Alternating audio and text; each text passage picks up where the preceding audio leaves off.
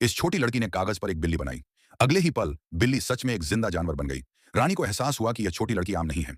उसने उससे अपने बेटे की आंखों की बीमारी ठीक करने के लिए कहा, जिससे वह 30 सालों से अंधा था। उसने कागज पर कुछ जड़ी बूटियां बनाई। इन जड़ी बूटियों से उसने रानी के बेटे की आंखों की रोशनी वापस ला दी। सभी को यकीन हो गया, इंस्ट्रूमेंटल म्यूजिक, कि यह छोटी लड़की एक भाग्यशाली तारा है जो इंसानों की दुनिया में आई है। लेकिन 3 दिन पहले वह अभी भी एक भिखारी थी जो हर जगह खाना ढूंढ रही थी। उसने अपनी मां के लिए अपना इकलौता स्टीम्ड बन छोड़ दिया, लेकिन पाया कि उसकी मां भूख से मर चुकी थी। वह अनाथ हो गई। पास से गुजर रही एक गांव की औरत को उस पर दया आई। उसने उससे पूछा कि क्या उसका कोई परिवार बचा है। छोटी लड़की ने अपने पिता की दी हुई निशानी निकाली। गांव की औरत को एहसास हुआ कि उसके पिता राजवंश के शाही राजकुमार थे, इसलिए वह उसे राजकुमार के महल में ले गई। लेकिन राजकुमार ने उसे पहचानने से मना कर दिया। उसने अपनी गरीब पत्नी को भी पहचानने से मना कर दिया।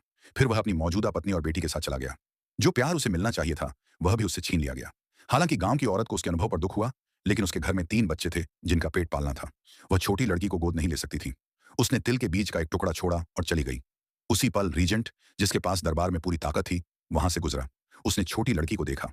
उसे याद आया कि उसकी मां उसे पोती लाने के लिए कह रही थी, इसलिए उसने इस मौके का फायदा उठाया। उसने छोटी लड़की को गोद ले लिया। उसी समय उसकी मां रानी महल में बहुत गुस्से में थी, क्योंकि वह एक प्यारी पोती चाहती थी, लेकिन उसके बेटे बेकार थे।